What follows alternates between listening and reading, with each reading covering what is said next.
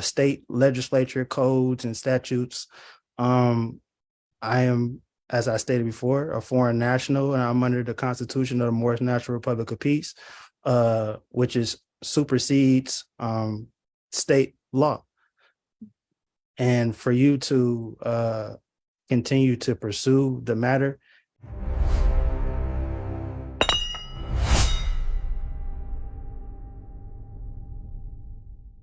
Good afternoon. The 14B District Court is now in session. My name is Raymington, and I'm the judge that will be presiding over the session. The court will call the case of Country Meadows Apartments versus Tariq Samar, Tarika Day, and Erica Witherspoon. Case number 23C0276.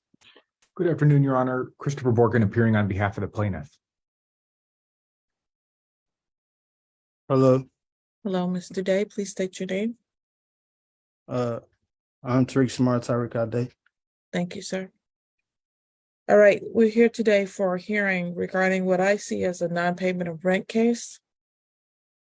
Yeah, we just got a notice from the representative of the county because this apartment is in violation. I could send the email to Mr. Borkin. It's from building official designee Courtroom. And it states, notice is hereby do not remove under penalty of law. Notice is hereby given that this occupier rental property is in violation of provisions of the Property Maintenance Code and Rental Property Ordinance, Chapter 48, as indicated. Date and time 3/24/23 at 10:35 a.m. Notice to tenants, you are not required to leave this building, but you can put rent money in escrow until this posting is removed with permission of the ordinance enforcement officer. Contact legal services to learn more about this process. This further validates the reason why I issued the correspondence that I sent to you privately, as well as to Mr. Borkin, that Country Meadows has not held up their end of the contract and has been in constant violation of the contract. And I'm here today seeking a judgment in the matter. Well, so you can't seek a judgment in the matter. That's not how that works. But I am hearing you when you say that the apartment is not apparently up to code. We'd have to see that documentation. I can email it right now. The lady just left a few hours ago. Okay. Mr. Borkin, I presume since the notice was just provided, you and your client have not received that, or are you aware of any of the information? That's correct, Your Honor. This is the first I'm hearing of any notice. That was the reason for the withholding of rent, along with the main issue, which I notified the management about, as well as Mark Landau and Mr. Borkin. I've issued what we are expecting to take place, and if it doesn't take place, then we'll be moving forward with our counterclaim in civil court. If I'm not able to do it orally here today, which I also validated, not validated, but also placed into the correspondence that I sent to all parties in the matter. Sir, you have not filed anything entitled a counterclaim. Documents have to follow the court rules. Well, it's in contrary to that belief, as I stated on our last call, I'm not a United States citizen. Sir, I'm a foreign you national. don't get to use the laws when they apply to you and not use them when. First and foremost, not to cut you off, ma'am. That's exactly what you're doing. Well, when I'm able to speak, I'll speak then. Okay. Mr. Borkin, if there's a problem with the apartment, he's entitled to place monies into an escrow account. I have not inquired about what that escrow looks like or whether they're doing that or not. But I think what we need to do first is get a copy of whatever documentation you were served with today, Mr. Day. Okay. I don't want to take it off the door because it'd be against the law, but I can definitely, I took a picture and I can send it via email to Mr. Borkin. And if he wants to get that to your email or to the clerk's email, I don't have a clerk's email or your clerk's email, but I could email that as soon as we get off. Can you email it to Mr. Borkin? You have his email address. I do. All right, can you email it to him, please? Yes, ma'am.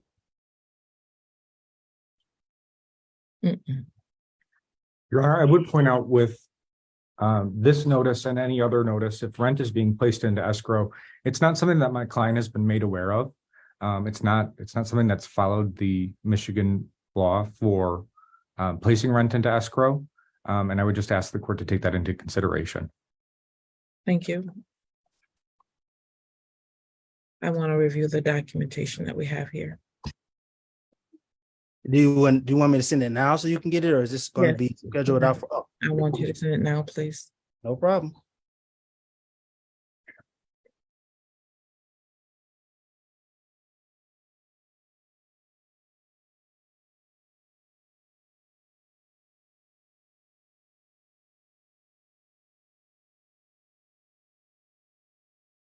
While he's sending that documentation, is it true that the balance at this point is $1,083?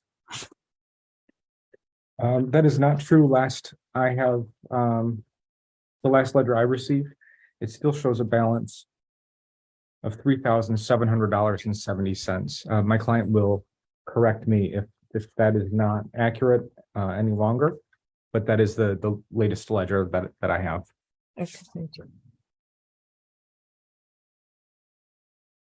I guess the other question that I have is, I know that you filed a host of documents with the court today, Mr. Borkin. Were those documents also provided to Mr. Day? I did neglect to forward them to his email. That was completely my mistake. I'm realizing I can do that now. The Yes. only documents I sent was Mr. Day's lease. It's just the lease, okay. But I also had questions in regarding to the correspondences that I sent. None of the claims that I put on record have been addressed by the plaintiff. Mr. Day, I denied that motion when you were here last time. I'm not going to readdress it. Excuse And me, it's ma'am. not in your best interest to go down this road. Well, are you giving me legal advice, or is that a threat? I'm telling you that it's not in your best interest to go down this road. And I'm asking, are you giving legal advice? What is your point, sir? What do you want to say? That if you're still going down that road, what's going to happen is you're going to have a problem with your case. That's what I'm telling you. So you're giving me legal advice? That is not legal advice. I'm the judge. I'm going to make a ruling, and I'm telling you that it's not in your best interest.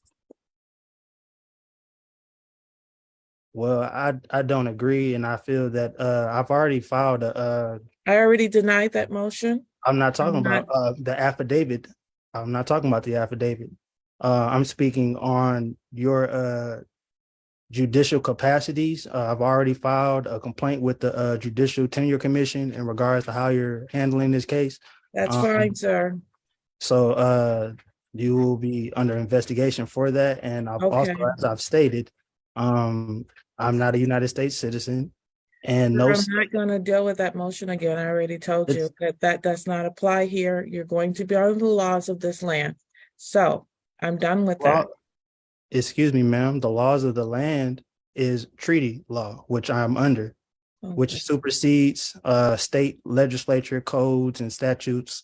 I am, as I stated before, a foreign national, and I'm under the Constitution of the Moorish National Republic of Peace, which is supersedes state law.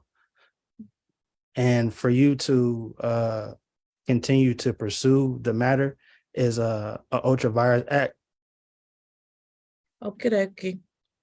Are you going to provide the documentation or not, Mr. Day? Yes, I thought I just sent it.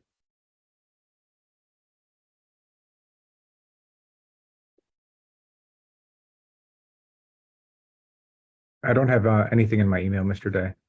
Okay, hold on one second, sir. Your Honor, while he does that, would it be possible for me to address the beginning of the time frame that he started withholding rent in this matter? Are you, by that, are you meaning, can you ask him when he started? Well, I believe it was in around November or December, and Mr. Day would January, around January of this year. Is that correct, Mr. Day? January. Your Honor, Mr. Day's counterclaim revolves around my client's use of cleaning chemicals in common areas. My client has made all efforts possible to prevent the cleaning company from using this cleaning chemical, but there have been a handful of instances that they have neglected to listen to my client's words, and they've used the chemical anyway. When you Mr. say counterclaim, do you have something that I don't have? I don't have any document labeled a counterclaim. Maybe perhaps I'm crossing a line here, Your Honor, a bit. It was unclear to me what was made on the record and what wasn't. In terms of a rental abatement that the defendant would be seeking, the basis would be steeped in repair issues. But I don't have that in writing. That's just been based on the discussions that I've had with Mr. Day. I see. So the basis for the notice today, you're saying is about cleaning products? The notice from today is because of repairs that, along with the cleaning products, is the reason for the withholding of rent. The Or repairs, lack of repairs? I'm sorry?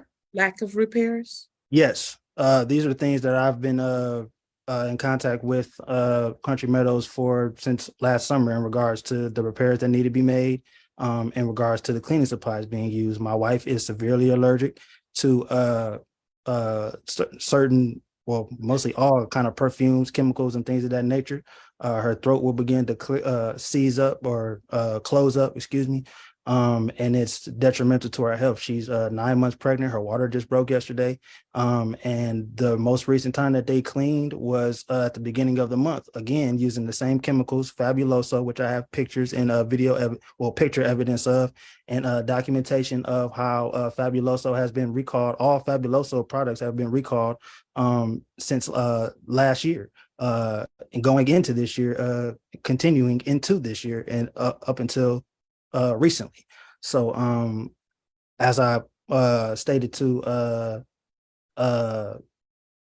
Country Meadows and Mark Lando and Mr. Borkin, that if the issue was not going to be addressed, then we will be seeking damages for our inconvenience and our inability to properly inhabit the property, and it is a violation against our enjoyments of being able to be here without worrying about health issues or repair issues or things of that nature. So yeah, I just emailed Mr. Borkin the citation or documents. I don't really know what to call it, from the Washtenaw County representative. So I mean, if he wants to give it, pass it on to Country Meadows, they're already well aware of it. This is just a finalization, I guess you could say, of the documentation that has already been put on the record in regards to our correspondence, not with me in the court. So have you received that yet, Mr. Borkin? I have, Your Honor, and I'm prepared to address that when the court would like. Well, I'd like for you to send it to the court, please. I'm sending it this moment. And the other question I have while it's on its way, is that from Washtenaw County or Ypsilanti Township? It appears to be from Ypsilanti Township. Yes.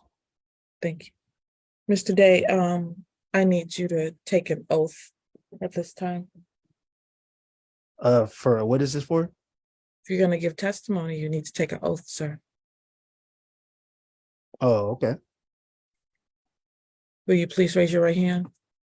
As I stated, I will affirm to with you to take an oath. Yes, but I'm not a United States citizen, so I don't raise my hand or So do you're anything. not gonna take the oath, in other words? No, I will, but just not as I'm not forced to assimilate to how you guys do things. That's The way we do things is for you to raise your hand so you can make that affirmation. If you're refusing to raise your hand, then you're not making the affirmation. well, then that'll be a violation of the American Declaration of the Rights of Indigenous Peoples. I have the right to self-government. That is federal law as well as international. Then your testimony is not under oath. You, as a agent of the state, are required to make what is the word? You're required to make certain accommodations for foreign individuals in regards to the handling of court cases or court manners, or I'm not sure the proper term, but you're required by law, state law, federal law, and international law to accommodate me in my religious beliefs and my religious way of life. Because if you don't, that'll be a violation of my life, liberty, and pursuit of happiness. It'll be a violation of the Bill of Rights, Amendment 1, the First Amendment. How do you, sir, think that you can bring up the Constitution and your rights under it at the same time that you say you're foreign and it doesn't apply? That's always been a question I have. Well, the issue is because though I am foreign, the Constitution is the supreme law of the land to you, not to me, but to you. Oh, I see. Yes, as I stated, I come under the That's- Constitution of the Moorish National Republic of Peace, which is a de jure government recognized as a de jure government. And that's the Constitution and the laws and the bylaws that I am under, and that that has jurisdiction over me. The court and the plaintiff have yet to prove subject matter jurisdiction or personal jurisdiction, and I've raised the issue, and it's been swept under the rug. It's not been addressed in a jurisdiction. I denied your motion already, sir, several times. Again, that wasn't a motion. You know what? The reality is you don't like the ruling, that's on you, but that is the ruling. And that will be a violation of your judicial code of conduct. Okay, cool. All right, sir. All right, I am reviewing this notice here from the Charter Township of Ypsilanti, which indicates that there are violations of provisions of the Property Maintenance Code and Rental Property Ordinance, Chapter 48, as indicated here. But I don't see any boxes checked. Mr. Borkin? Yes, Your Honor. Have you reviewed this documentation? You said you had something you wanted to say about it. I have, Your Honor, and I have the same issue. I would question its validity, as well as its place in the hearing today, if it doesn't even have a violation checked. Potentially it's a notice, but it doesn't seem to be a notice of any sort of information about a violation. Mr. Day, is there some part of this document that we're missing where there's a code violation box checked? Because I don't see one on here. That's just what the agent of the township put on the door, and what she stated was that they're in violation, which I already knew. So Mr. Day, I can't speak to that. Mr. Day, as I look at this document, I'm asking you a simple question. Do you see a checkbox since it's simply a picture that I cannot see? It may be. I don't know. Okay.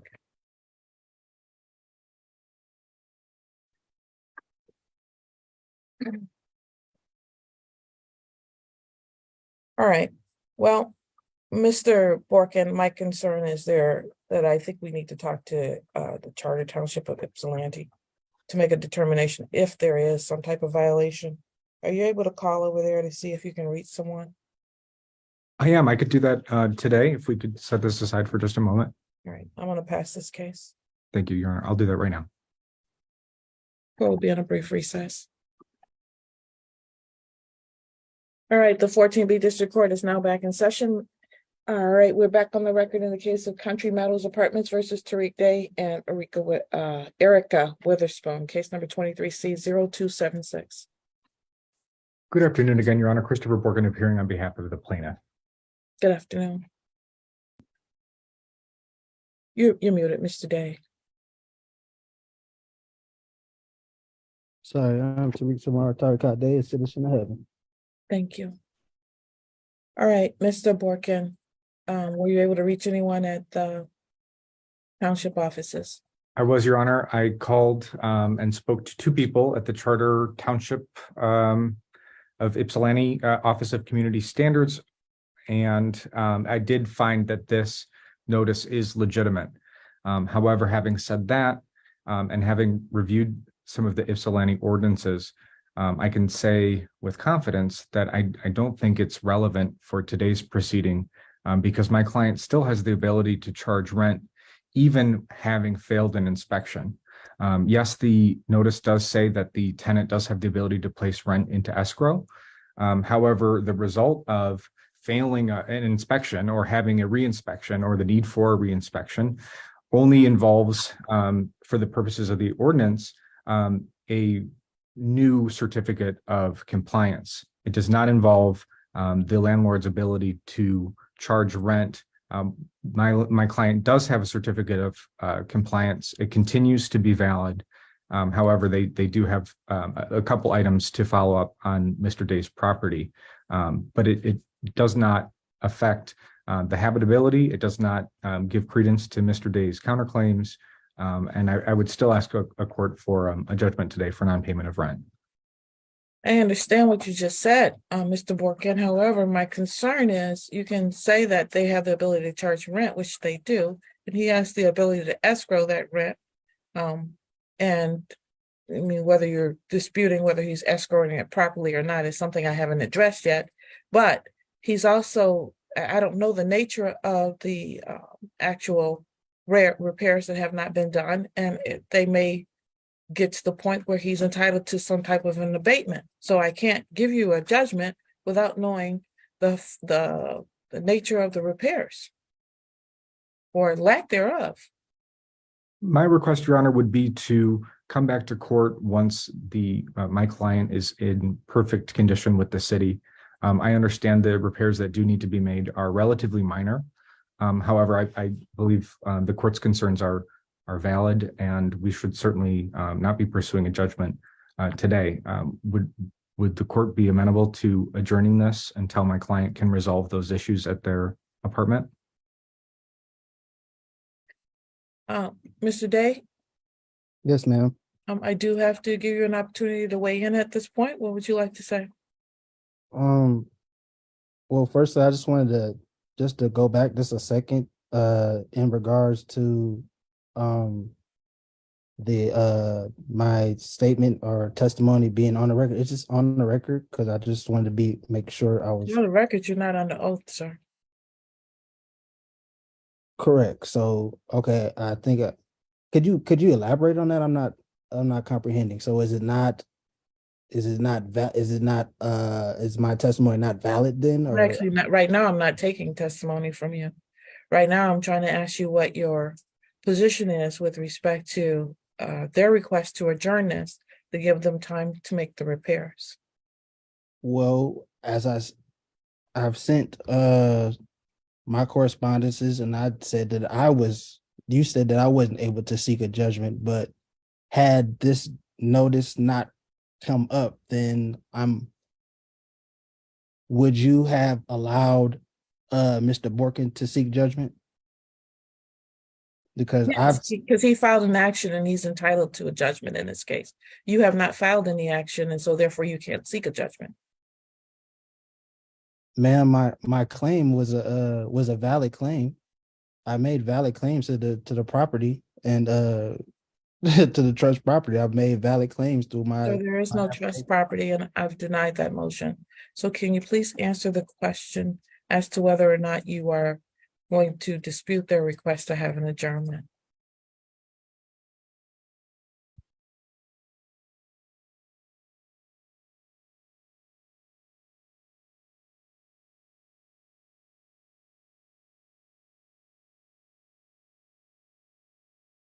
I truly feel that I'm being discriminated against, and my rights are being violated. I've stated on the record that I have a right to self-autonomy and self-governance as according to international law and federal law. You've said that over and over again. You've said you Yes. filed a grievance and my position remains the same. That you agree that you're violating, your actions are violating my No, I right. never said that, sir. What I said is your motion is denied. But ma'am, I'm It not was- going to keep going in circles with you about this, Mr. Day. and that's discrimination, ma'am. Is there, I'm putting a formal request for the transcripts You of do that these- in writing. You've done that already. They've told you the procedure. You can do it for this hearing as well.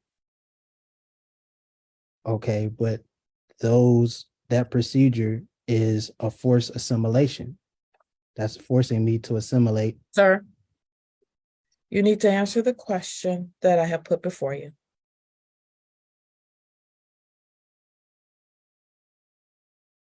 Well, under threat, duress, and coercion, since I'm feeling threatened, I'm under duress and I'm being coerced into answering this question. I Okay, will answer the question. And I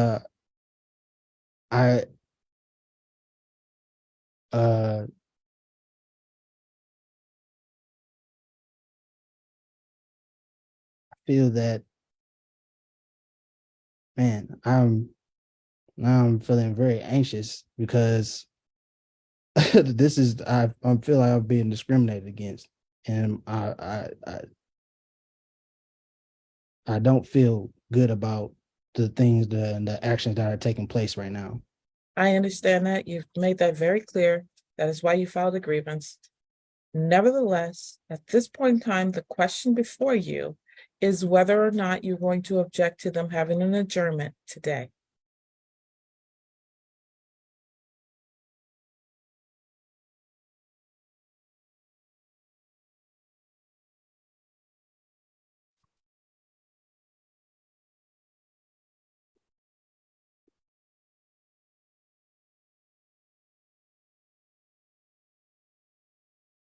All right. Ma'am, I'm having a hard time right now because I'm doing what I know to be correct, and I feel I'm being You don't, motivated but for it. you're, all right. Mr. Borkin, how long will your client need to get the repairs together? Your Honor, I believe a time span of 2 weeks would be sufficient. Cheryl, could you interject and tell me if that's not enough time? Yes, 2 weeks is good.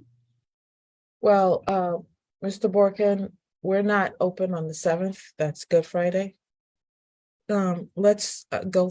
Are you available at 2:30 on Friday, April the 14th? I would be, Your Honor. Mr. Day, you need to be back here on Friday, April the 14th at 2:30, sir. And again, I don't understand, how do you ask him if he's available, but I don't get that same courtesy? That's a You're discrimination. not an attorney. That's not a discrimination, sir. You're a defendant in Not a, being an attorney has nothing to do with my availability. And that's another reason why you are in violation of your judicial code of conduct. That's impropriety. okay. Are you available or you're not? And you're gonna say I'm no? not available. I Okay. just like I wasn't available. I had to take off of work today. Well, so you're which- gonna have to take off work. That's the point. He's an attorney and you're a defendant in a case. And I won't be available that day. And then you won't ever be available, will you? There's always That's gonna. not correct. But I won't be available that Well, day. that's the day it's gonna be on, okay? You need to be here on April the 14th at 2:30, sir.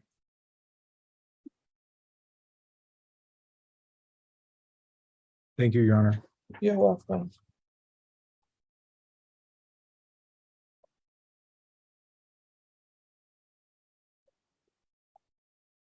This case provides a clear example of how sovereign citizen ideology often conflicts with established legal procedures. The defendant attempted to challenge the authority of the court by claiming he was a foreign national governed by Moorish treaty law, a common argument promoted within certain sovereign citizen communities online. The core legal mistake in this situation was the belief that self-identification as a sovereign entity removes a person from the jurisdiction of local courts. In reality, jurisdiction is determined by legal authority and geographic location. If a dispute arises within a state and involves residents or property located there, the court maintains jurisdiction regardless of personal beliefs about sovereignty. Another major issue was the defendant's refusal to follow courtroom protocol, particularly the requirement to give testimony under oath. Courts require sworn testimony to ensure accountability and to maintain the integrity of the judicial process. Without that oath, statements cannot be treated as formal evidence. Throughout the exchange, the judge maintained a calm and procedural approach. Rather than engaging in extended debate over ideological claims, the judge focused on the actual legal questions before the court, including unpaid rent, property conditions, and whether proper documentation had been filed. For viewers, this case demonstrates an important principle. Courts operate on established legal frameworks, not personal interpretations of law found online. Sovereign citizen arguments frequently fail because they rely on misunderstandings of jurisdiction, constitutional law, and court procedure.